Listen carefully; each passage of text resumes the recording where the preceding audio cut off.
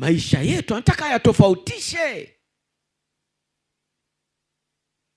Kadhalika enyi wake watiini waume zenu, kusudi ikiwa wako wasioliamini neno wavutwe kwa mwenendo wa wake zao. Mwanamke ndani ya ndoa, we ni kioo cha ndani ya uokovu. Wako wanawake wako nje, wanajifunza nini kwako wewe? Umeagizwa kumtii mume wako, kumtii. Kwa nini umeagizwa mtii mume wako? Aliyoko ndani ya mume wako ni Kristo.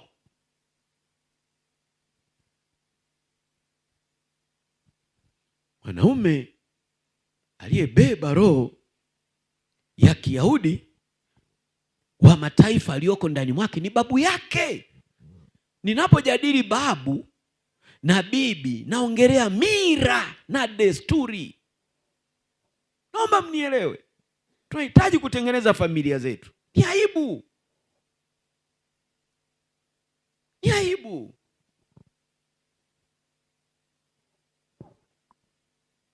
Neno la Mungu ndani ya Biblia katika Petro wa kwanza 3 linatuagiza, kadhalika enyi wake watiini waume zenu. Watiini. Mko hapa wale ambao ndoa zinasumbua nje huko wa mataifa, wanatakiwa kuiga. Uwe mfano wewe mwanamke ulioko ndani ya ukoo wa Mwansasu. Uwe mfano. Uwe mfano.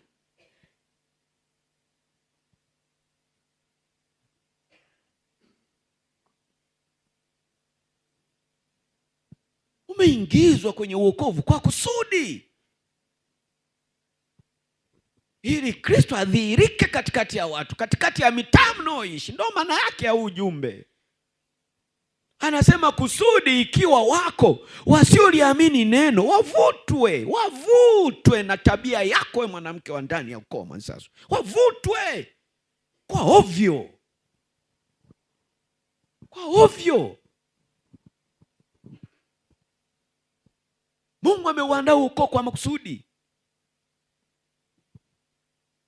Badilika. Pale utakapoonyesha mabadiliko, Kristo akakaa ndani mwako, kuna watu wataokoka.